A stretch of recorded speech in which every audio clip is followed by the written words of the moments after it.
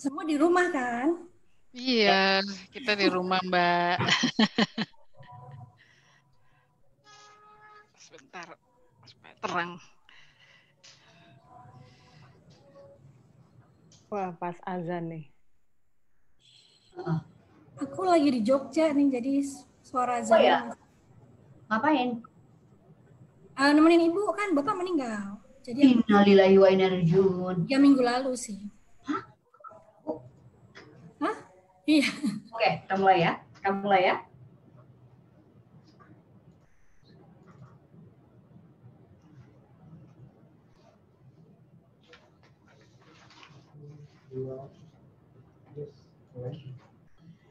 Selamat sore teman-teman yang ada di Facebook Femina Media. Terima kasih sudah hadir sore hari ini. Saya Peti Fatima dari Femina akan memandu Femina Live kita hari ini yang temanya adalah Career Series Work After COVID-19. Saya kira topik ini menjadi masalah atau menjadi pikiran bagi banyak sekali profesional saat ini. Saya kira juga teman-teman lagi nonton saat ini ya. Apa yang terjadi 3 bulan belakangan ini dengan munculnya pandemi COVID-19 telah membawa perubahan drastis dalam dunia kerja. Virus corona benar-benar menjadi disrupsi yang hebat dan mengejutkan, memukul ekonomi dengan sangat buruk. Mungkin saat ini kita berpikir di mana kita akan berada pada 3 bulan mendatang, 6 bulan mendatang, 1 tahun mendatang, dan bagaimana keadaan karir kita atau profesi kita. Ini banyak dibicarakan di mana-mana karena memang apa yang terjadi sekarang ini sungguh bukan sesuatu yang pernah kita alami sebelumnya. Work from home menjadi sebuah norma baru untuk bekerja. Dan jelas ini suatu perubahan rutinitas yang tidak mudah. Work from home saat ini tidak bisa disamakan misalnya dengan WFH yang dilakukan oleh para freelancer sudah sejak lama, atau juga kantor-kantor yang memasukkan opsi WFH sebagai opsi kerja yang rutin. WFH saat ini tidak dipersiapkan, terjadi begitu saja sehingga masalahnya juga banyak. Gitu. Baik itu masalah bagaimana kita mengelola pekerjaan ke kantor, maupun juga mungkin disrupsi atau distraksi dari sekeliling yang ada di rumah. Bagaimanapun rumah bukanlah kantor ya. Nah, pertanyaan pendeknya adalah work after COVID-19 ini akan seperti apa kira-kira? Dan bagaimana kita bisa bersiap untuk itu lebih baik daripada kita sedih-sedih atau bingung kan, kita mendingan cari tahu bagaimana sebenarnya akan terjadi di dunia kita ini setelah COVID-19 ini lewat. Nah, sore ini kita akan bersama dengan 4 orang wanita profesional dari berbagai bidang dan kita akan berbicara tentang the new normal apa yang akan kita hadapi ini dan bagaimana kita bersiap untuk itu. Ya, curhat-curhat juga boleh ya. Mumpung ada waktunya nih kita curhat. Oke. Saya akan memperkenalkan satu persatu tamu Femina pada sore hari ini. Yang pertama adalah Mania Sarinasiti, Marketing and Communication Director dari Accenture in Indonesia. Selamat sore. Selamat sore, apa kabar semua? Apa kabar ya Mania? Katanya lagi di Jogja ya? Iya. Oke, ini bau-bau Jogjanya terasa sih dari background-nya. Udah ya? Ada lemari antik gitu ya. Betul. Oke. Punya mama. Betul, turut berduka cita sedalam-dalamnya untuk ayah ya, Mania. Iya, terima kasih. Sama Femina semuanya. Oke, kita tamu yang kedua. Ini teman saya udah lama banget juga. Saya kenal dia dari kecil sebenarnya. Ini adalah Ruman Amanda, Director of Public Relations and Communications dari Four Seasons Hotel Jakarta. Selamat sore. Masih di mute nih. Iya. Selamat sore Ruman. Selamat sore semua. Selamat sore Mbak. Apa kabar? Ya, apa kabar? Selamat atas pernikahannya ya, Ruman. Semoga Terima kasih. langgeng selamanya. Amin, amin. Oke, pertanyaan yang ketiga tamu saya adalah Melisa Esyah, Corporate Communication Manager dari PT Jakarta Propertindo atau Perseroda. Mungkin yang paling gampang salah satu pekerjaan beliau ini adalah LRT. Selamat sore Melisa. Selamat sore, apa kabar? Baik Mbak Peti, apa kabar Mbak Peti? Saya baik. Ini lagi work from home juga ya? Betul. Udah work from home hari ke-46. Hari ke-46. Apa? Rambut udah menjadi panjang? Ini muka udah pipis semua kayaknya nih. Semua makan terus ya. Oke, Iya. terima kasih Melisa sudah datang. Kemudian yang terakhir adalah Dinar Indriana Hoiria, Deputy Director Investasi BBM, PT ExxonMobil, Lubricants Indonesia. Selamat sore, Dinar. Sore. Apa kabar di Semua. rumah apa di kantor? Di rumah, Mbak. Di rumah. Udah lama WFH. Iya. Berapa? Udah 2 tahun WFH? Ya, hopefully. Hopefully ya. Oke, terima kasih. Oke, teman-teman, itulah tamu-tamu saya pada sore hari ini. Mia Sarinasiti dari Accenture Indonesia, Ruman Amanda dari Four Seasons Hotel Jakarta, Melisa Esyah dari PT Jakarta Propertindo, dan Dinar Indriana Hoiriah dari PT ExxonMobil Lubricant. Kita mulai dari Ruman ya. Pengen ngobrol sama Ruman ya, Ruman. Jadi kalau kita baca-baca mengenai apa dampak dari COVID-19 ini, salah satu yang paling terdampak adalah industri hospitality. Itu salah satunya adalah hotel ya. Karena memang kalau kita lihat dalam 5 tahun terakhir, traveling itu menjadi sesuatu yang seperti kebutuhan utama, tiba-tiba secara drastis harus dikurangi. Karena orang tidak bisa lagi bepergian dan ada social distancing atau mungkin juga PSBB seperti terjadi di Jakarta. Dan ini terjadi di seluruh dunia ya. Seolah-olah orang tidak lagi mempunyai keinginan untuk nginep di hotel misalnya gitu ya, maunya di rumah aja gitu dengan segala masalah-masalah kita saat ini. Gitu. Ingin tanya kepada Ruman tuh apa yang terjadi dengan hotel di mana Ruman bekerja. Jadi pengaturan kerja baru seperti apa yang dilakukan sekarang dengan situasi ini? Ya, tentunya seperti yang Mbak Peti bilang ya gitu, traveling sekarang menjadi sesuatu yang mungkin kebutuhan primer lagi, bukan hanya kebutuhan sekunder gitu, baik business travelers maupun yang leisure travelers ya, staycation kan berapa tahun terakhir ini kan menjadi sesuatu yang booming dan itu menjadi tren gitu buat kita juga gitu, dan sangat menguntungkan untuk yang di Jakarta mungkin. Selama ini hanya business traveler, sekarang ada juga weekend business gitu, nggak sepi gitu. Tentunya ketika ini terjadi, bisnis langsung turun lah gitu kan. Mungkin beberapa negara lain di sekitar kita atau mungkin juga Bali sudah merasakan itu duluan gitu. Sementara kita yang di Jakarta baru merasakan ketika ada confirm case. Tentunya ini pengalaman yang baru buat aku pribadi dan juga untuk seluruh orang gitu kan, nggak ada yang pernah mengalami ini sebelumnya. Yang terasa banget di kita sih, kita nggak bisa bahasanya lama mengambil keputusan gitu. Ketika ini kita harus cepat semuanya. Untungnya sih dari tim sudah mempersiapkan ini, kemungkinan ini dari pertama kali kita tahu ada confirm COVID-19 case China sendiri gitu. Jadi kita udah berlatih selama 2 bulan apa yang akan terjadi, apa yang akan kita lakukan ketika ini semua sampai di Jakarta. Gitu. Okay. Oh, jadi sudah bersiap 2 bulan sebelumnya ya? Iya. Nah, sekarang apa yang terjadi dengan tempat bekerja Ruman? Maksudnya arrangement seperti apa yang dilakukan untuk bisnis yang berubah ini? Jadi untuk hotelnya sendiri kan sekarang masih buka. Meskipun dengan limited space yang bisa digunakan oleh tamu-tamu kita. Jadi seperti restoran tentunya sudah tutup gitu kan, mengikuti peraturan pemerintah. Jadi hanya kamar dan service semua yang kita sediakan itu di kamar. However, yang kita lakukan sekarang adalah mengkampanyekan Four Seasons at Home. Jadi bagaimana caranya kita bisa memberikan service-service-nya Four Seasons kepada tamu-tamu kita di rumah. Seperti salah satunya tentunya adalah program delivery gitu. Ini untuk F&B ya? F&B delivery salah satunya, dan bukan hanya F&B aja, tapi juga skincare dan produk-produk dari spa.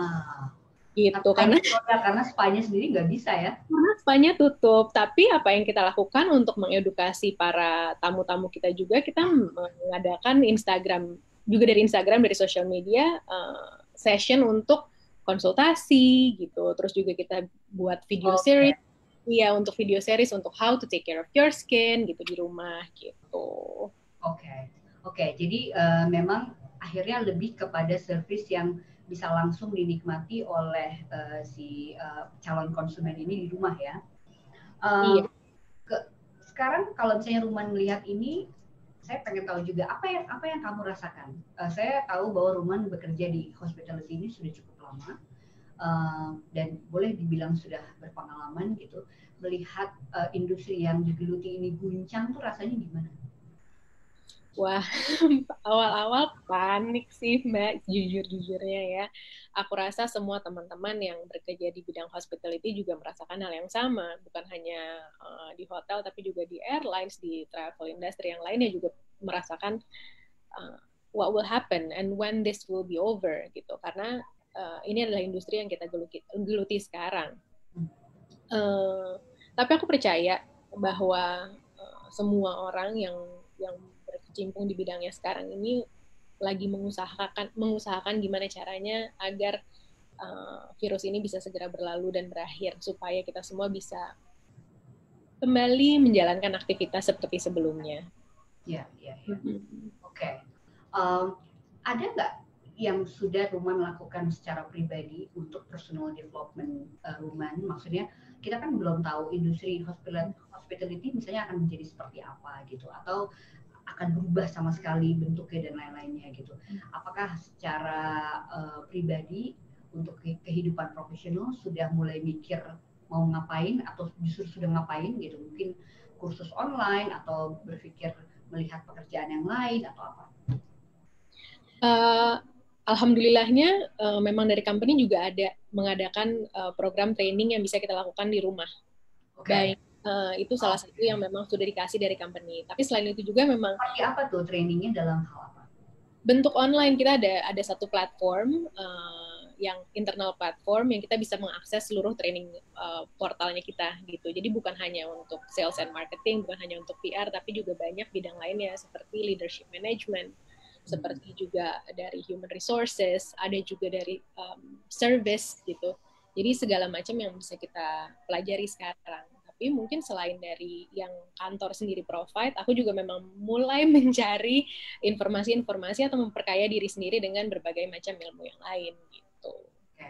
Jadi boleh saya katakan sebenarnya kalau untuk case-nya Four Seasons tuh sepertinya semua orang diperkenalkan kepada pekerjaan yang lain di luar departemennya, gitu ya, untuk bisa mahir sehingga kalau terjadi apa-apa mungkin bisa saling swap seperti cerita saya tadi bahwa kalau di luar negeri udah mulai ada sharing pegawai gitu untuk perusahaan yang memerlukan. Seperti itu nggak sih?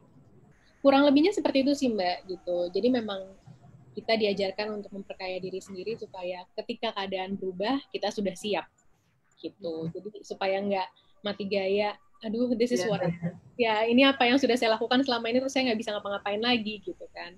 Mungkin untuk menghindari hal-hal seperti itu. Oke, terima kasih Ruman, nanti akan kembali ke rumah. Cerita yang sangat menarik dan positif, itu yang paling penting. Saya sekarang mau ke Dinar nih, lompatan yang jauh dari hospitality ke oil and gas. Mungkin saya bisa bilang oil and gas ya, Dinar ya? Iya, betul Mbak. Betul ya, oke.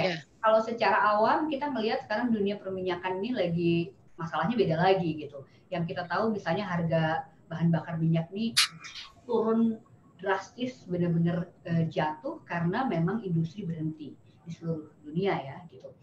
Dan saya ingin tahu juga ini imbas misalnya kayak penurunan harga seperti ini tuh apa sih ke pekerjaan Dinar, dan juga mungkin boleh juga digambarkan sama seperti Ruman tadi, apa yang berdampak atau dampak COVID ini pada perusahaan seperti perusahaan di mana Dinar bekerja ini seperti apa? Oke, ya, terima kasih Mbak.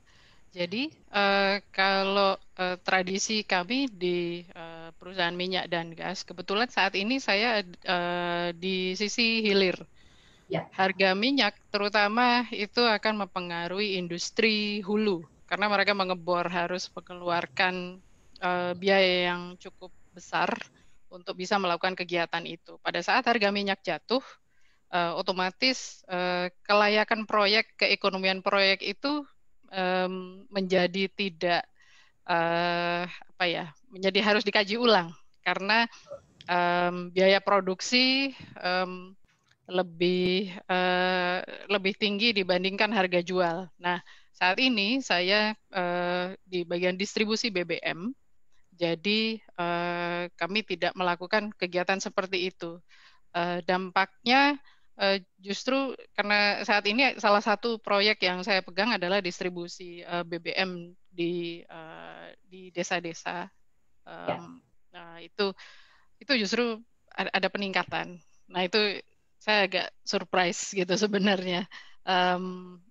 Kalau dari secara makro, harga minyak yang jatuh itu belum begitu, terasa ya, di sini gitu. Kalau di Amerika sudah terasa. Kalau di kantor pusat kami di ExxonMobil di Houston sana gitu, kilang minyak itu sudah di-convert untuk memproduksi bahan baku plastik seperti polyurethane untuk bisa memproduksi APD, produksi sanitizer, karena memang untuk membantu negaranya ya di sana. Jadi dikonversi karena kan lebih dari 80% bahan mentah itu memang dari minyak mentah, mulai dari jadi bensin, jadi aspal dan segala macam sampai barang-barang yang kita pakai sehari-hari.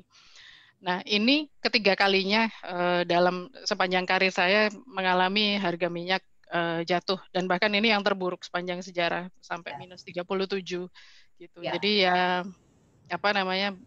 karena industri kami itu juga sangat dikontrol oleh pemerintah.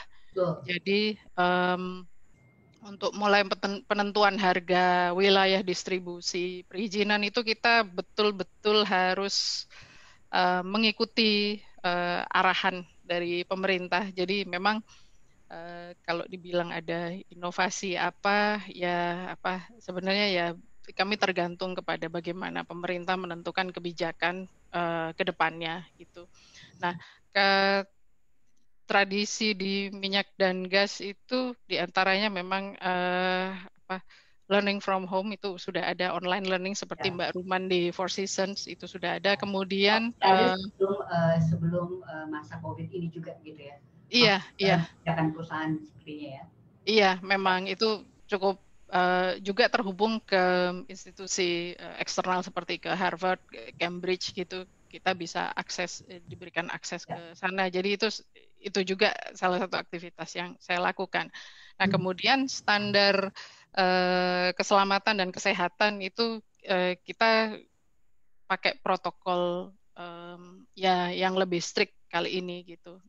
Kami juga salah satu perusahaan yang menerapkan WFH mungkin lebih awal gitu, karena concern-nya di keselamatan dan kesehatan kerja. Jadi lebih ke self care, kemudian sampai analisa kondisi tubuh kita, ergo cara kita duduk itu kita kan setiap tahun ada analisa itu, dan itu dilakukan lagi gimana bekerja di rumah, apakah lebih nyaman, kalau misalnya lebih banyak membungkuk itu seperti apa dampaknya gitu ya. Iya, dipikirkan sampai segitunya. Jadi memang karena rencana bisnis kami itu selalu panjang, minimal 20 tahun, 30 tahun. Jadi sudah ada manajemen resiko yang ditetapkan. Ada resiko-resiko yang menerapkan asuransi dalam prakteknya, mulai dari asuransi kesehatan dan juga aset dan segala macam. Jadi kalau misalnya mengagetkan, ya COVID ini mengagetkan juga gitu. Tapi kalau misalkan bagaimana kami harus membiasakan diri gitu. Jadi diminta untuk tidak kagetan gitu. Jadi sudah dijalani aja, diterima. Gitu. Oke. Ini saya tertarik sama work from home ya. Saya mungkin kalau Dinar tidak ke site ya, pergi ke kilang minyak gitu. Tapi kan perusahaan secara umum ada yang di bagian itu gitu. Bagaimana sekarang sebenarnya situasi pengaturan pekerjaan di perusahaan seperti oil and gas ini gitu. Kalau mereka yang benar-benar harus ke site, baik dia memang bekerja di situ atau harus visit dan lain-lainnya, itu apakah dihentikan sama sekali atau bagaimana?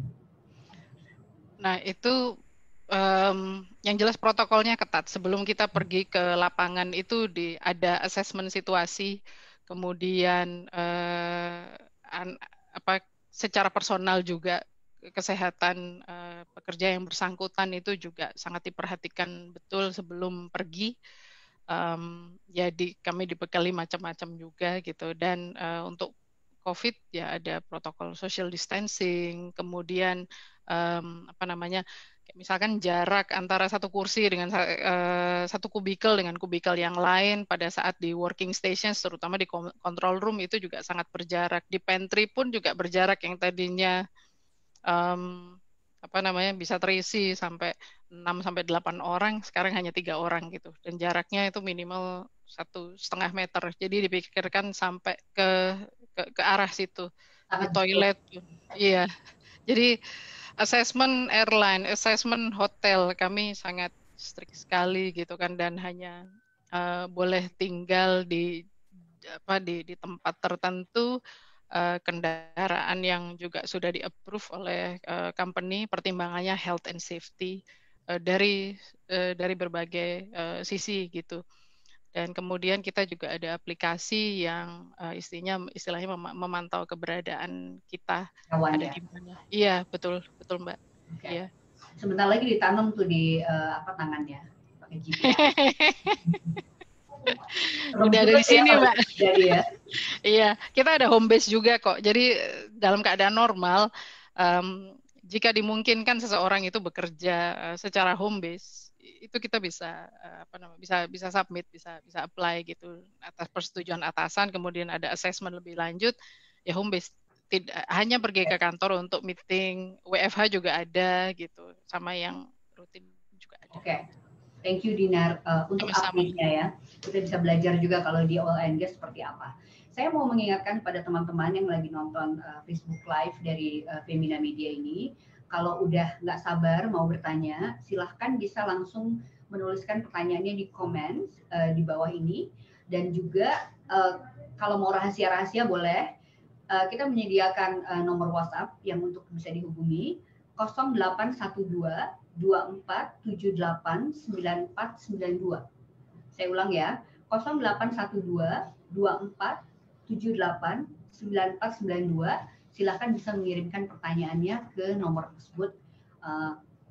Pertanyaan untuk siapa atau ingin mendengarkan komentar atau pendapat teman-teman semuanya yang ada di sini. Oke, kita sekarang menuju ke Melissa. Ini juga sesuatu yang sangat menarik ya. Kita ini sebenarnya seperti misalnya di Jakarta gitu, kita sedang begitu euforianya merasa kota saya sekarang modern sekali karena transportasinya juga udah modern banget gitu. Kita punya MRT, kita punya LRT, dan kita juga punya Transjakarta bis yang lebih nyaman, jauh lebih nyaman dari sebelumnya. Tapi tiba-tiba kenyamanan dan euforia itu harus hilang begitu saja. Bahkan kita nggak boleh gitu, maksudnya pembatasan untuk bisa menggunakan transportasi apapun di masa PSBB ini gitu. Pengen tahu juga apa yang terjadi di perusahaan-perusahaan transportasi sekarang gitu.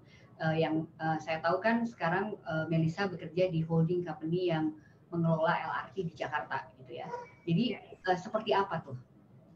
Ya, jadi untuk LRT sendiri, salah satu anak usaha dari PT Jakarta Propertindo sudah pasti dapat dampaknya dari COVID-19 ini ya Mbak. Tentunya dari SOP keselamatan dan kesehatan itu jadi 2 kali lebih ketat karena public transportation atau fasilitas publik yang dipakai oleh semua orang. Kita nggak tahu siapa yang bisa pakai itu, mulai dari fasilitas, himbauan pengguna, informasi, serta perubahan headway itu berulang kali kita adjust untuk memenuhi kebutuhan masyarakat, tapi juga tetap terpenuhi dari segi keamanan dan keselamatannya. Sampai dengan terakhir PSBB itu sempat 60 menit sekali. Memang tidak nyaman, tapi memang saat itu kita selaraskan seluruh moda transportasi di Jakarta, ada program Jaklingko namanya, itu kita sepakat ini demi kebaikan bersama, jadi memang tidak nyaman dan kita menghimbau untuk masyarakat sebisa mungkin menggunakan kendaraan pribadi gitu Mbak. Tapi nggak hanya dari sektor transportasi aja, di Jakpro saat ini sedang berjalan 2 proyek konstruksi. Salah satunya Jakarta International Stadium, pembangunan stadium yang berskala internasional, skala dunia. Itu cukup pelik juga karena mengamankan 1.291 pekerja dalam satu lokasi itu dalam waktu yang sama, constantly every day, itu nggak mudah gitu. Jadi sejak disampaikan oleh Pak Gub kalau kondisi sudah semakin menggawat, Satuan Tugas COVID-19 dibentuk. Pengamanan seluruh protap keamanan dijalankan di proyek, di area proyek, nggak hanya untuk pekerjanya juga, tapi juga untuk tamu dan pekerja back office. Kita nggak pernah tahu gitu, satu kena aja itu kan udah klaster baru lagi untuk 1.291 orang. Lalu selain itu sama juga untuk proyek revitalisasi tim yang saat ini sedang berjalan, walaupun hanya membangun masjid, namun tetap saja protap keselamatannya harus kita make sure itu berjalan di lapangan. But on top of that, kita pemerintahan digital switch di era work from home ini itu benar-benar kerasa banget. 180 derajat berbeda, yang tadinya kita harus rapat ke Pemprov jadi online, yang tadinya harus bersurat jadi di-scan aja atau difotoin gitu. Awalnya emang agak-agak aduh ini gimana nih, bisa nggak ya? Tapi so far yang saya bilang udah 46 hari ternyata semuanya berjalan aja. Dan secara natural akhirnya semua orang sudah mau beralih dan diharuskan untuk beralih ke digital era ini dengan memanfaatkan digital tools yang sudah ada sekarang. Gitu Mbak. Oke, kalau saya tertarik pada ceritanya Melissa tadi tentang konstruksi ya. Jadi saya baru tahu bahwa kalau konstruksi itu masih berjalan ya di masa PSBB ini gitu ya. Betul. Termasuk yang dikecualikan. Ya. Gimana mengatur kalau kita harus membuat suatu kebijakan di mana kebijakan itu dari atas ke bawah dan benar-benar sampai ke paling bawah mereka yang bekerja di konstruksi itu, gimana caranya agar pengalamannya Melissa agar hal-hal yang mungkin sesuatu yang baru terus-menerus diinformasikan ke mereka tentang keselamatan kerja atau juga kesehatan agar bisa diterima oleh mereka gitu.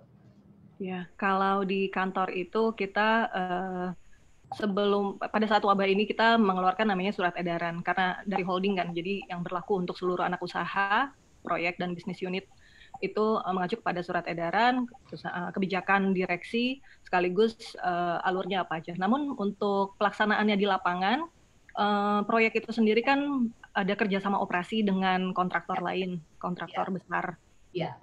Mereka SOP keselamatannya udah lebih wow lah gitu, karena standarnya juga udah nggak main-main, yang dibangun juga nggak kaleng-kaleng gitu ya Mbak ya. Betul. Jadi kita bekerja sama dengan KSO untuk sama-sama mengawal pencegahan dari COVID-19 ini yang di area area proyek. Untuk materi-materi kita juga push ke publik, meyakinkan bahwa ya oke, konstruksi tetap berjalan, tapi juga ada hal-hal yang kita perhatikan gitu dalam area proyek ini misalnya, karena kalau nggak diinformasikan akan jadi polemik juga di masyarakat. Itu kenapa masih banyak orang keluar masuk, kenapa masih banyak orang kerja? Saya sampaikan, pikirkan juga gitu kan gitu. Iya, dan lagi kita berpatokan kepada Pergub itu yang memang sektor konstruksi dikecualikan, tetapi harus pada pelaksanaan atau tata cara yang memang sudah sesuai dengan standar keselamatan dan menjamin keselamatan para pekerjanya gitu, Mbak. Oke, nanti kita kembali lagi ke Melissa. Terima kasih infonya Melissa atas cerita yang menarik tadi. Kita sekarang ke Mbak Nia. Accenture ini kan sebuah perusahaan konsultan ya. Saya mungkin mau mulai dulu dari industri konsultasi ini gitu. Konsultansi ini apa yang berubah dari sebelumnya? Cara kerja mungkin atau pendekatan kepada klien seperti apa yang menjadi opportunity baru dan lain-lainnya. Oke, terima kasih Mbak Peti. Kalau industri konsultan kita sendiri sebetulnya kita tidak merasa bahwa work from home adalah sesuatu hal yang baru. Karena kita sudah menjalankan ini sudah mungkin 10 tahun terakhir ya. Bahkan itu tadi seperti yang sudah dijelaskan di awal, ada perusahaan yang menawarkan fleksibilitas untuk bisa melakukan work from home, dan itu yang kita lakukan sebetulnya. Namun itu tentu saja selama ini kita tidak work from home setiap hari seperti sekarang ini selama lebih dari 1 bulan. Jadi adalah sesuatu hal yang kita harus bagaimana bisa mengelola diri kita supaya tidak jadi terlalu fokus pada pekerjaan, masih bisa burn out. Ya kan, keseimbangan hidup perlu ada. Jadi kita balik lagi, kita punya konsep we are truly human, kita tetap harus mikirin mind, body, heart, and soul. Jadi di antara webinar, meeting yang semuanya serba melihat pada layar, kita harus ada seling-selingan supaya ada break sedikit lah ya. Misalnya kalau biasanya kita ketemuan ada coffee break, ini kita ada semacam games dan segala macam seperti itu. So for ourselves itu adalah sesuatu hal yang yang sudah biasa kita jalani, cuma kali ini lebih sering lagi.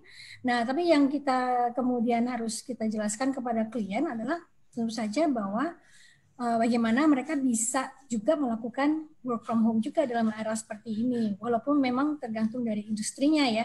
Jadi manufacturing tuh kan nggak mungkin dong, masa mereka kerja dari rumah, masa mesinnya dibawa pulang gitu kan. Ya. Pengelolaannya adalah ya shift-nya diganti, kemudian pelaksanaan kerjanya juga harus renggang karena nggak terlalu dekat ya, karena kan memang harus berjarak dan segala macam. Dan balik lagi, kita selalu mengatakan kepada klien kita bahwa now health is your business, bahwa mereka harus mikirin kesehatan dari semua karyawannya ya, walaupun dengan sederhana nyediain dicek termometer ya, ditembak. Ya. Pakai masker, kemudian juga harus pakai sarung tangan, dan itu edukasi hanya mengenai jorok gitu kan. Ya, nggak boleh jorok lah, sekarang jorok nggak boleh aja udah ya. Betul. Nah, mungkin kita selama ini di tempat kerja kita naruh makanan, dibiarin kebuka itu kan, semalaman, kemudian balik lagi kok masih ada mie-nya gitu. Jadi itu yang harus kita edukasi, karena tidak semua orang memiliki tingkat pendidikan yang tinggi yang mengenai higienis itu, dan itu yang menjadi hal yang tanggung jawab dari konsultan juga untuk bagaimana masih bisa berproduksi, melakukan proses bisnis, tapi dengan balik lagi kepada kepentingan dari individunya. Oke. Ya, menarik juga ya yang harus dilakukan oleh orang-orang yang bekerja di biro konsultan ini adalah justru mengedukasi kliennya kan, karena itu menjadi salah satu service juga, dan edukasi itu bisa juga kaitannya dengan kesehatan ini gitu ya, sesuatu yang PR yang lumayan berat sih. Nah sekarang saya pengen tanya ke Mbak Nia tuh soal yang mungkin lebih global ya. Kami tahu bahwa Accenture banyak sekali membuat penelitian, research gitu mengenai kehidupan bekerja ya. Kehidupan pekerjaan di seluruh dunia. Nah, sekarang sebenarnya kalau secara global itu bagaimana sih kita itu harus mengantisipasi atau menghadapi atau bersikap terhadap perubahan gaya hidup bekerja kita itu seperti saat ini. Kita mesti gimana sih, Mbak Nia? Kalau secara global itu apa yang terjadi sebetulnya? Secara global kan sebetulnya ya, memang karena kebetulan Accenture secara global itu balik lagi sedikit ya, bahwa di Indonesia itu dari bulan Februari, kalau Mbak Peti masih itu pun sudah nggak boleh berkumpul lebih dari 10 orang. Jadi agak ya kan? Cara kita yang terakhir ya. Iya. Jadi pada waktu itu dari awal karena kejadian di Cina itu kita melihat bahwa ini bukan hanya masalah pandemik di Cina. Jadi waktu itu kita sudah mengeluarkan riset dan apa saja sebetulnya yang harus dikelola, karena banyak juga kan karyawan kita di Cina dan klien kita juga banyak yang ada di sana. Sehingga kita mulai bahwa dengan dimulai di Cina berarti kita harus prevent dulu. Jadi beberapa dari praktis kita dengan para kliennya itu bagaimana kita harus supaya tidak terjadi business risk yang tinggi. Jadi yang kita prepare. Jadi Cina kejadiannya, tapi di seluruh global sudah kita jalankan preventionnya. Makanya otomatis tadi saya sampaikan bahwa bulan Februari itu kita udah nggak boleh kumpul banyak orang, terus mulai pakai masker dan segala macam. Kemudian kita menyampaikan kepada semua klien kita bahwa kita harus prepare. Kalau memang belum sampai di Indonesia, belum sampai di Australia, belum sampai di beberapa negara lain. Kan yang besar waktu itu Cina, langsung Iran, langsung Italia kan kalau kita lihat ya. Nah, itu kita prepare. Jadi when it comes, kita harus apa saja mitigasi yang harus didapatkan, yang dilakukan. Jadi menyiapkan tadi misalnya harus ada shift, atau misalnya gantian kerja, seminggu masuk, seminggu tidak, gitu ya. Dan sebagian kerja di rumah. Jadi nggak bisa langsung semua work from home, gitu ya. Kita melakukan prediksi, ya. Walaupun sebetulnya kita kan semuanya bukan nujum nih, bisa tahu kira-kira gitu, tapi paling enggak kita harus tetap mempersiapkan diri, kan semua always come back to customer ya. Jadi customernya dari para klien kita pun yang harus menjadi prioritas, bagaimana klien-klien itu bisa membantu klien itu bisa tetap berhubungan dengan customernya dan memberikan layanan yang terbaik. Kan nggak bisa langsung tutup warung gitu kan. Kita lihat aja apa yang terjadi dengan online transportation kita ya, misalnya the Gojek and the Grab itu kan harus menyesuaikan dengan perubahan-perubahan ya, misalnya tiba-tiba nggak boleh goncengan, jadi apa yang harus dimitigasi. Jadi dari awal sudah harus dipersiapkan dan kita harus melihat bahwa ini adalah sebuah ekosistem, nggak bisa hanya satu perusahaan yang melakukan sesuatu dan siap, tapi ternyata vendornya, customernya, pegawainya sendiri juga tidak siap. Jadi itu adalah prioritas-prioritas yang harus disiapkan oleh perusahaan itu apa saja. Mbak Nia, kalau misalnya kalau secara tren global bisa nggak sih dipredik tentang industri mana yang akan kembali atau rebound, tapi industri mana yang mungkin harus mengubah dirinya total, dan mungkin ada juga industri-industri yang memang akan hilang gitu karena isu kesehatan ini? Kalau hilang mungkin tidak, kecuali mereka menyatakan dirinya sudah bangkrut, tutup. Selalu kita konsultansi namanya, kita selalu mengatakan there's always a light at the end of the tunnel. Jadi pasti jalan supaya kita masih bisa rebound. Namun reboundnya untuk setiap industri pasti beda. Ya, tadi misalnya untuk industri minyak dan gas sebetulnya nggak terkait langsung dengan COVID, tapi ada dagang. Tapi dengan COVID mungkin ada sesuatu hal yang harus dilakukan yang beda daripada yang lainnya. Kemudian yang selama ini misalnya yang benar-benar mati kan adalah entertainment. Ya kan? Nah pada saat mereka harus misalnya ada satu perusahaan di Indonesia yang memiliki beragam bukan hanya entertainment tapi food and beverage segala macam, menyatakan diri aku akan tutup sampai Desember. Nah, akan tutup berarti kan akan buka lagi. Nah, selama 6 bulan itu mereka memiliki waktu untuk merestrategize. Ya, jadi ada yang memang mundur, tapi untuk rebound kembali, mempersiapkan mungkin harus strategi yang baru. Ya, balik lagi tadi kan saya mengatakan bahwa Accenture dulu selalu mengatakan we are now a digital business, kan? Semua harus berdigital. Sekarang harus we are now a health oriented business. Jadi semua dimanapun ya harusnya mempertimbangkan itu tadi, bagaimana customer bisa merasa nyaman, higienis, kemudian yang melayani juga demikian gitu ya.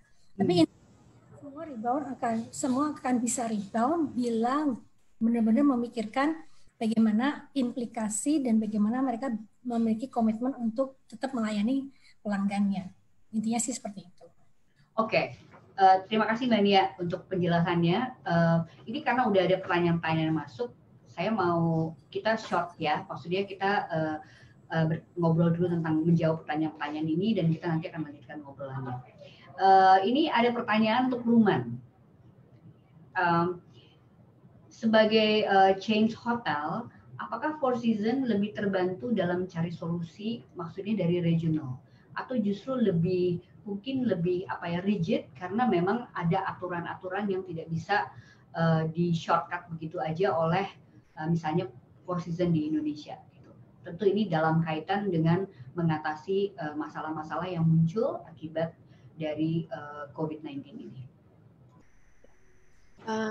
Seperti yang tadi sempat aku mention bahwa Four Seasons bukan hanya di Jakarta tapi secara company kita sudah bersiap menghadapi semua ini dari Januari ya, dari bulan Januari gitu.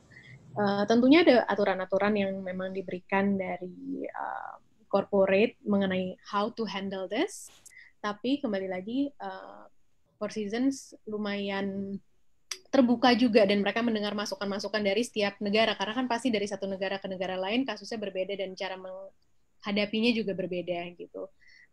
Dibilang terlalu rigid enggak sih gitu, tapi memang kita masih ada beberapa aturan yang harus kita ikuti. Cuma selebihnya kita diberikan kebebasan. Ya. Lebih kolaboratif sih Mbak untuk kolaboratif ya. Ya, untuk mencari solusi. Oke. Pertanyaan Ruman ini sebenarnya saya pengen tanyakan juga ke Accenture dan ke ExxonMobil, karena kalian semua juga perusahaannya kan memang ada perusahaan regionalnya, ada induknya di luar negeri yang mungkin masalahnya tidak sama dengan apa yang kita alami di Indonesia. Pertanyaan, kalau misalnya teman-teman harus menjawab pertanyaan yang diajukan kepada Ruman, apa cerita kalian? Mungkin bisa dimulai dari Dinar. Oke, kita kayaknya ada sedikit kesamaan, maksudnya dari sisi peraturan perusahaan. Nah, dan terutama perusahaan saya itu sangat rigid sekali gitu pada saat memilih hotel. Nah, itu biasanya apakah standar sama exercise atau simulasi yang tadi sudah dilakukan secara internal, apakah itu juga disampaikan kepada tamu atau kepada account tertentu gitu kan? Karena ya kalau kami ya memang Four Seasons juga salah satu recommended hotel ya di perusahaan tempat kami bekerja. Nah itu gimana Mbak Ruman? Gitu. Iya. Oke. Mbak Nia mau nambahin? Sebetulnya sih kalau kita melihat ya, adalah tadi kata-kata yang disampaikan oleh Mbak Ruman mengenai kolaboratif. Itu adalah hal yang sangat penting untuk mengatasi ini. Kita bayangkan saja ya apa yang terjadi di dunia bisnis kalau semua ada yang satu aja yang bandel ngeyel gitu kan. Ya beruntun ya. Jadi bisnis itu mau nggak mau memang harus bergandengan tangan, dan kita balik lagi kita harus membangun menyadari bahwa kita itu adalah sebuah ekosistem, nggak bisa nggak bisa independen, semuanya saling kebergantungan gitu ya. Seperti hal tadi yang disampaikan oleh Bapak di Exxon itu tidak mungkin, kita memang harus mengacu kepada suatu standar-standar tertentu, dan itulah standarnya harus disepakati oleh bersama. Oke. Saya akan bacakan satu pertanyaan lagi. Ini pertanyaannya agak personal sebenarnya ya, tapi ini menarik untuk dijawab oleh teman-teman semuanya, karena mungkin ini menjadi pemikiran atau menjadi masalah atau menjadi kesulitan yang dialami oleh siapapun yang sekarang bekerja ya. Pertanyaannya adalah, kira-kira setelah atau pada saat ini, apakah lebih baik kita bertahan? Apakah kita lebih baik bertahan di perusahaan yang dimana kita bekerja, yang mungkin penerapan kerjanya berbeda, harus work from home, atau mungkin harus dikurangi jam kerjanya, atau mungkin ada juga yang sedang dirumahkan dan lain-lainnya, atau lebih baik resign? Saya kira ini masalah semua orang ya, perasaannya tuh galau kan sekarang, ini gimana ya gitu, kantor gue ini harus gimana gitu. Mungkin saya bisa mulai dari Melisa. Iya, kalau menurut aku Mbak, di posisi sekarang dengan keadaan sekarang ya lebih baik di rumah. Kalau nggak satu kita ngalah ya kayak Mbak Nia tadi bilang, wah satu bandel aja udah nggak beres-beres, bisa sampai tahun depan, karena satu orang 14 hari berapa juta orang bisa berapa hari gitu kan masa karantinanya dan inkubasi virusnya itu. Namun setelah badai ini berlalu, saya sih nggak akan heran kalau misalnya nanti ternyata akan ada kebijakan baru yang membolehkan karyawan untuk bekerja secara remote atau mobile gitu, karena yang akan dihitung adalah KPI-nya, result based, bukan hour lagi gitu. Bukan man hour, tapi ya udah result aja. Cuma memang mungkin untuk swasta akan lebih mudah gitu ya mengimplementasikan, berbeda dengan kami mungkin yang memang sudah ada pakemnya di pemerintah.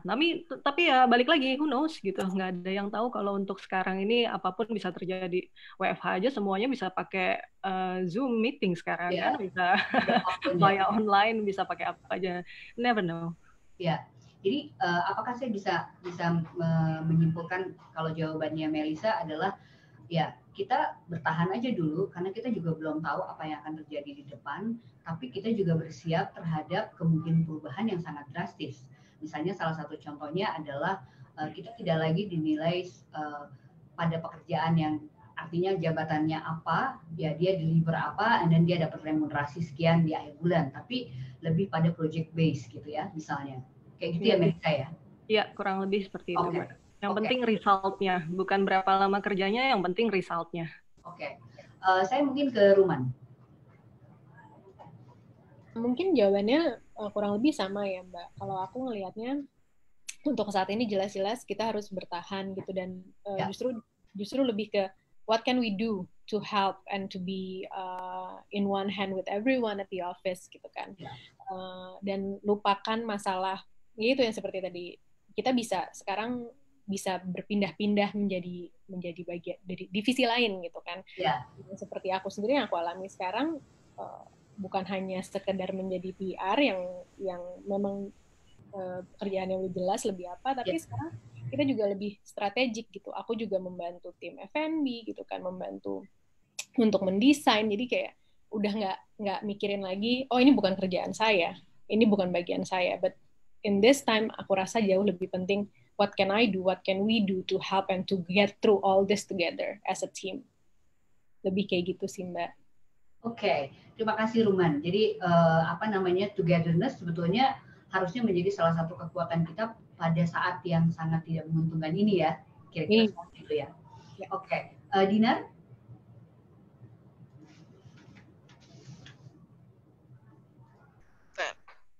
Oke, ya kalau saya tentu bertahan dan ke depan saya akan melihat standar health and safety yang tadinya hanya saya alami selama jam kerja di kantor saya, itu mungkin akan jadi lebih meluas karena kesadaran banyak orang tentang kesehatan dan keselamatan kerja itu menjadi meningkat gitu.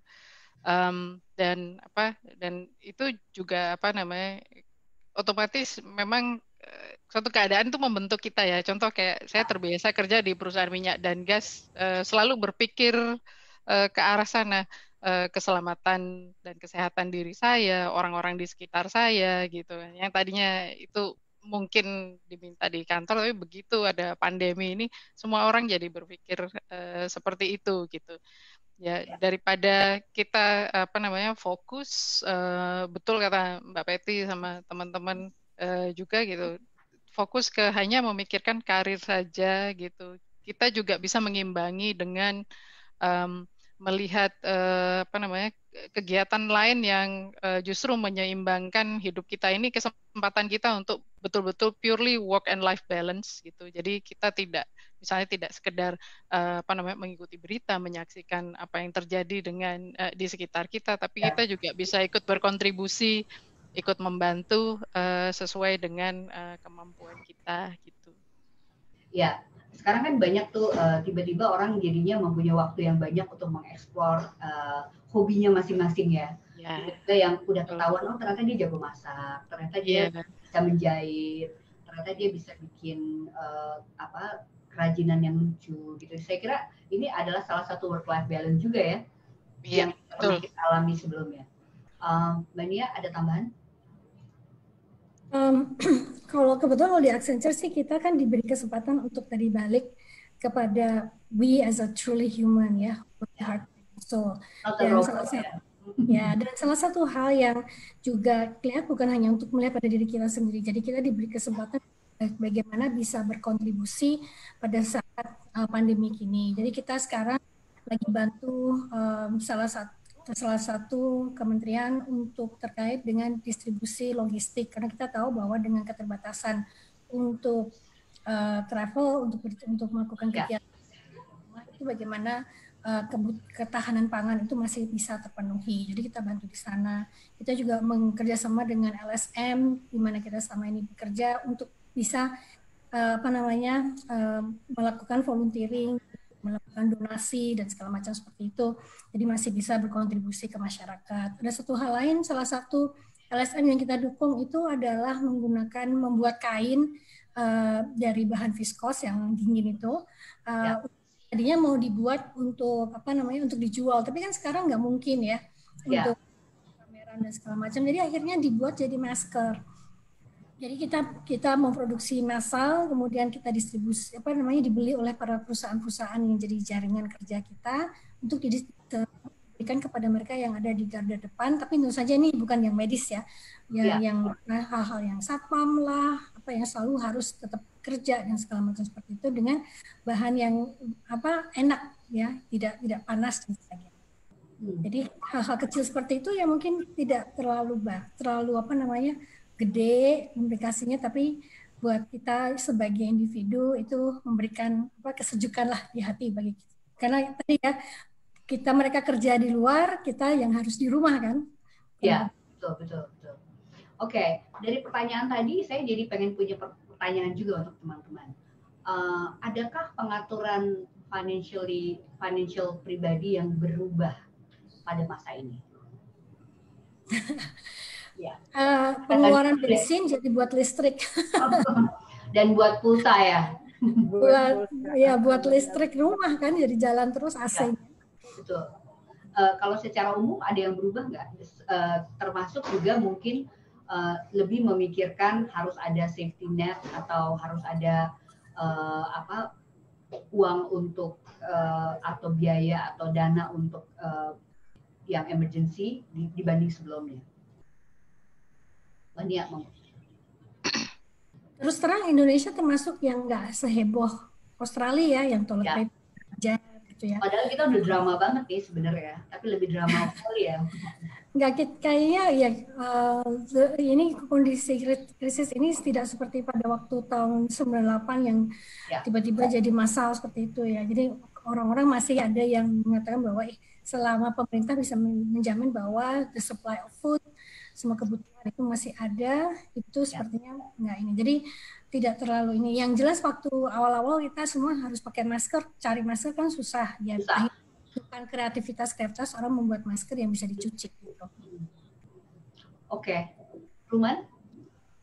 Iya sih. Tim baru pasti kamu mulai mikir deh, sekarang gue harus jadi berdua, bertiga, berempat ya. Jadi makin banyak, jadi rame-rame kan. Sebenarnya sih satu hal yang membuat aku makin sadar saat ini adalah betapa pentingnya punya dana darurat itu, seperti yang Mbak Pedi tadi bilang gitu. We never know gitu, apalagi di industri yang sekarang aku geluti, di hospitality yang langsung terkena dampaknya. Aku nggak kebayang sih kalau misalkan kita nggak punya safety net sama sekali gitu. Oke, jadi memang secara sadar melakukan itu ya, perubahan arrangement keuangan pribadi. Iya, langsung mengencangkan ikat pinggang juga sih Mbak sekarang, karena kita nggak tahu sampai kapan kan gitu. Untungnya kayaknya keinginan beli-beli juga udah agak berkurang ya, kecuali beli makanan ya. Beli makanan yang paling banyak sekarang. Oke. Kalau Melisa gimana Mel? Tapi nggak juga loh Mbak Peti, sebenarnya jadi godaan untuk belanja online itu tuh lebih gitu. Karena berbeda gitu kan. Ya, beli baru terus menerus gitu ya.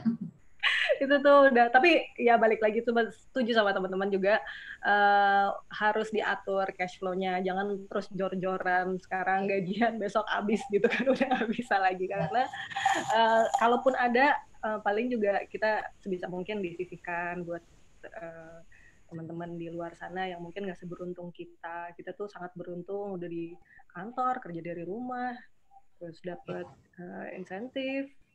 Gitu sih sebenarnya. Jadi tidak menyia-nyiakan apa yang sudah didapat, berbagi. Walaupun tetap beli makanan online, tapi kalau bisa satu buat dia juga. Itu tuh gerakan yang kayaknya udah semua orang jalani dan sangat bagus, saya sangat support itu.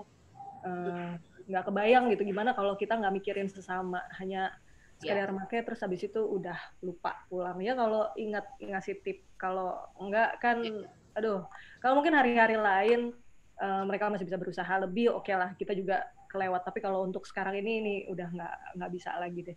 Beberapa channel donasi juga di luar sana udah semakin terbuka luas gitu kan, opsinya udah semakin banyak. Dari Pemprov sendiri juga udah ada kolaborasi sosial berskala besar itu yang sedang dicanangkan, dan kita sama-sama harusnya bisa ke sana. Jadi kalaupun duitnya habis, nggak habis untuk yang macam-macam, tapi lebih ke arah donasi dan bermanfaat untuk yang lain. Jadi kayaknya sekarang memang justru di situasi yang yang berat ini, justru keinginan kita untuk saling berbagi itu menjadi lebih besar ya. Kalau kalau dari sudut pandang orang Islam, katanya kalau rezeki kita itu berkah nggak akan habis-habis kan, mau dia jumlahnya gitu ya. Mudah-mudahan ya. Amin. Dinar gimana, Dinar?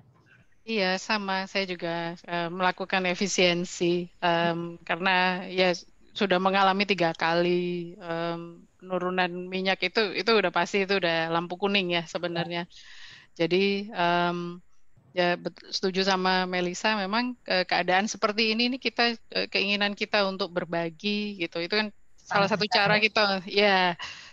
cara kita untuk bersyukur, ya menata hati gitu. Jadi ini saat yang tepat, kalau prinsip saya ya ini save your energy, bide your time gitu. Jadi pada saat masa seperti ini gitu, kita belajar hidup di dalam diri kita, karena sebelumnya buat saya gitu, hidup kan selalu orientasinya keluar terus gitu. Sekarang ya cara kita bersyukur gitu ya, apalagi lagi bulan puasa gini gitu. Karena sebenarnya kalau puasa itu kan kita cenderung makannya nggak jadi banyak gitu. Jadi justru berpikir apa yang bisa kita bagi gitu kan, feel good sesudahnya itu gitu, yang yang membuat kita jadi ya kalau buat saya itu menenangkan bisa melakukan itu. Ya betul. Jadi justru kemanusiaan kita itu lebih kelihatan nyata sekarang ya dibanding sebelumnya, itu kalau menurut saya sih. Ini ada pertanyaan masuk untuk Mbak Nia. Yes. Ini pertanyaan konsultan banget nih ya. Oh gitu. Kan ada semacam tren dalam kira-kira mungkin 5-6 tahun terakhir, lingkungan kerja itu open space. Semua orang bilang sekarang itu tidak hierarkis tapi matriks gitu ya. Dan matriks itu kalau di dalam dunia kerja, di dalam kantor misalnya diterapkan dengan tidak ada lagi ruang-ruang untuk pimpinan, untuk siapa gitu. Semua akan sama rasa gitu. Jadi open space, tidak lagi even kubikel dan lain-lainnya gitu. Nah, sekarang dengan adanya COVID-19 ini dan mungkin penerapan protokol kesehatan itu akan lebih serius dibanding sebelumnya, walaupun COVID sudah lewat, itu sebenarnya tren ini akan tetap terjadi nggak ya?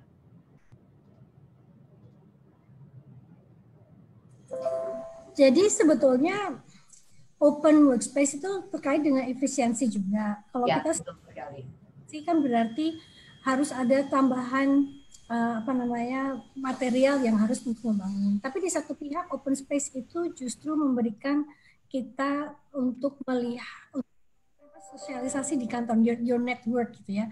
Bagaimana kita berbagi. Memang perlu maaf nih suara di belakang ramai banget. Perlu adanya interaksi antara individu atau manusia. Ya. Kemudian dengan open space itu balik lagi sih, kita kalau mau mempromosikan health itu adalah lebih baik daripada tertutup. Karena kalau terbuka itu kan berarti kita juga sirkulasi udara lebih baik. Kemudian kalau terbuka kita akan bisa melihat apa sih kelakuan orang yang tadi yang balik lagi ke jorok ya. Kita bisa mengingatkan mereka, tolong dong itu jangan seperti itu.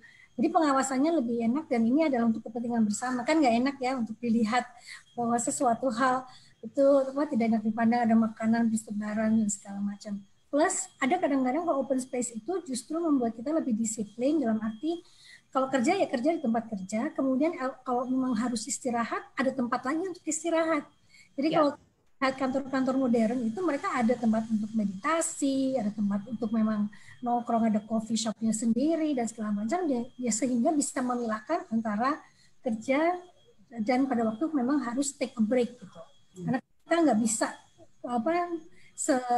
kayak sekarang ini kan kita melihat layar terus, itu kan nggak sehat. Jadi posisi kita di rumah pun misalnya sekarang juga harus paling nggak melihat jendela, ya melihat ruangan hijau, atau sekali-sekali jalan-jalan dan sebagainya seperti itu. So open space tetap akan ya. Justru menjadi lebih baik karena memang ada justru karena isu kesehatan itu ya, kita bisa lebih gampang untuk mengecek kebersihan masing-masing juga ya. Betul. Yang sirkulasinya itu juga. Oke. Ini tanpa terasa udah hampir 1 jam. Ngobrolnya nggak kerasa ya. Ini adalah pertanyaan terakhir untuk teman-teman semuanya, untuk Melissa, untuk Ruman, untuk Mania, untuk Dinar. Last word, apa yang ingin Anda sampaikan kepada sesama perempuan bekerja saat ini yang lagi nonton di Femina Media, atau juga nanti mungkin akan melihat tulisan ini di Femina.co.id tentang tantangan dan tantangan yang kita hadapi di masa COVID ini. Silakan. Ruman dulu mungkin. Oke. Buat aku sih sama seperti yang aku rasakan sekarang gitu ya, peran perempuan justru makin lebih penting lagi dibandingkan sebelumnya, karena sekarang kita bekerja di rumah, ngeliatin urusan rumah juga, ngeliatin anak dan suami dan semuanya. So stay strong, it starts from you, karena memang benar-benar kuncinya ya kita gitu, and then we will be able to go through this. Oke, jadi perempuan justru harus bisa memperlihatkan kekuatan multitaskingnya sekarang ya. More than ever. More than ever. Ngomong doang katanya ya, bener-bener. Iya. Oke, Melissa. Kalau aku sendiri balik lagi ke working woman ya, belum pernah ketemu perempuan yang nggak multitasking. Jadi di era sekarang ini multitasking kayaknya bukan cuma sekedar multitasking, udah billion tasking lagi kayak tadi Arman bilang kalau coba PR dan segala macam, tapi sekarang tujuan utamanya adalah membantu orang, sehingga yang kita kerjakan belum tentu menjadi scope kita, tapi we still do it anyway supaya kita tetap cepat melalui ini semua lah. Nah, multitasking itu lalu mungkin lebih dibutuhkan lagi untuk lebih agile menghadapi sesuatu. Ini tuh pelajaran penting banget menghadapi COVID yang tiba-tiba, ya sebenarnya di negara lain udah ada sih, cuma kan Indonesia ya dengan segala mentalitasnya jatuh 5 menit nggak apa-apa. Nah sekarang yang kayak gitu-gitu udah harus beradaptasi, lebih aware lagi, sehingga kita jadikan pelajaran betul. Yang agile tadi lebih lincah, lebih dinamis menghadapi kendala. Udah harus jalan strateginya, kalau kayak gini mentok harus kayak gini nih, kalau kayak gini lagi harus kayak gini, dan lebih legowo aja sih kalau aku bilang, Mbak, lebih ikhlas lagi. Kalau terus-terusan gontok-gontokan juga nggak akan mensolusikan apa-apa gitu. Jadi yang aku tekankan adalah solusinya. Saat ini nggak hanya kita sendiri, perusahaan kita sendiri, kota kita sendiri, tapi negara juga butuh sih solusi itu. Nah solusi itu kalau nggak sama-sama kita bangun dengan nilai, dengan etika, dengan gotong royong yang memang sudah kita punya dari dulu dan sudah diajarkan, itu sepertinya akan susah gitu, Mbak. Oke, Melissa. Dari Ruman kita dapat multitasking, dari Melissa kita dapat agile dan legowo. I think ini sesuatu yang sangat bagus ya untuk kita pikirkan dan terapkan. Pokoknya harus jadi orang yang solutif kalau di situasi yang menekan kayak seperti ini ya. Gitu. Mungkin ke Dinar dulu. Oke. Kalau dari saya, pesan saya adalah keep going and giving your best. Jadi saat kita melihat jarum jam, baik di jam tangan kita, di jam dinding di rumah kita, cara kita berpikir dan berjalan tuh seperti detak jarum jam. Keep going, lanjutkan apa yang sedang Anda kerjakan. Tidak perlu terlalu banyak dipikirkan gitu. Karena dengan melakukan itu biasanya solusi akan muncul. Selain itu, stay safe and stay healthy. Jadi pikirkan keselamatan Anda, keselamatan orang-orang di sekitar Anda, dan selalu berpikir yang baik-baik saja. Lihat dari sisi baiknya, lihat dari sisi humornya, dari suatu keadaan. Karena kita sedang butuh itu, sangat membutuhkan itu gitu untuk kesehatan lahir batin kita. Ya, kesehatan mental itu penting ya kalau sekarang betul, ya. Betul Mbak. Ya, thank you Dinar, very thoughtful. Vania, monggo. Kalau bagi saya sebenarnya kita berempat ya atau berlima harus bersyukur bahwa kita masih mempunyai suatu kegiatan yang bisa menghasilkan produktivitas yang baik. Kemudian bagaimana kita juga bisa berbagi, memberikan kepada mereka yang memang tidak ini kita sekarang ya, seuntung seperti kita. Oke, terima kasih banyak. Oke, teman-teman, kita sudah sampai pada akhir dari perbincangan kita Femina Live pada hari ini dalam tema Career Series Work After COVID-19. Saya ingin mengakhiri obrolan kita ini dengan satu quotes yang saya dapatkan dari penulis yang lagi saya sukai sekarang. Dia seorang filosofer juga, orang Israel. Dia adalah Yuval Noah Harari, pasti tidak pada kenal teman-teman semua. Dia bilang seperti ini, this storm will pass, but the choices we make now could change our lives for years to come. Jadi memang benar-benar apa yang harus kita lakukan sekarang itu akan menentukan kita akan menjadi seperti apa di masa depan. So be careful with that.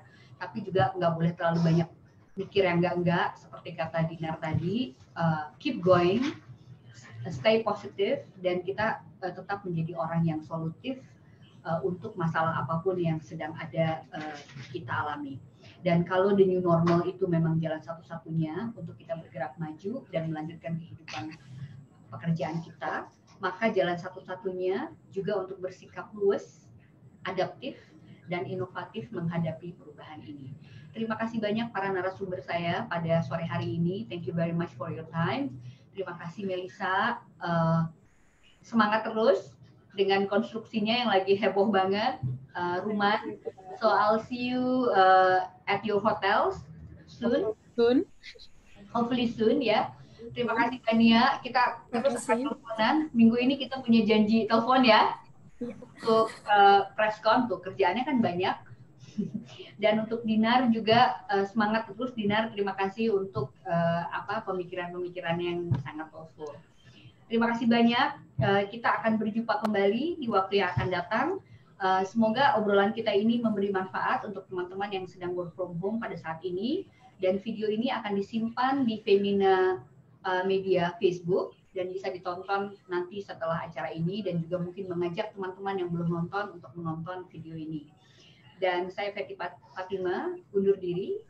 Sampai berjumpa kembali dalam seri yang berikutnya.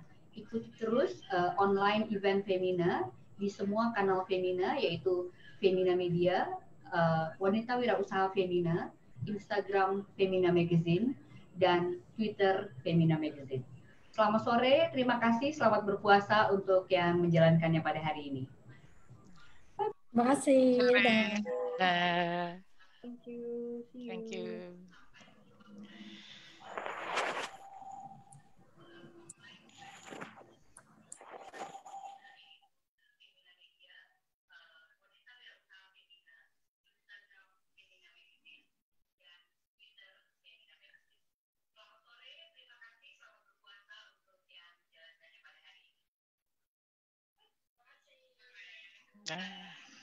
Udah.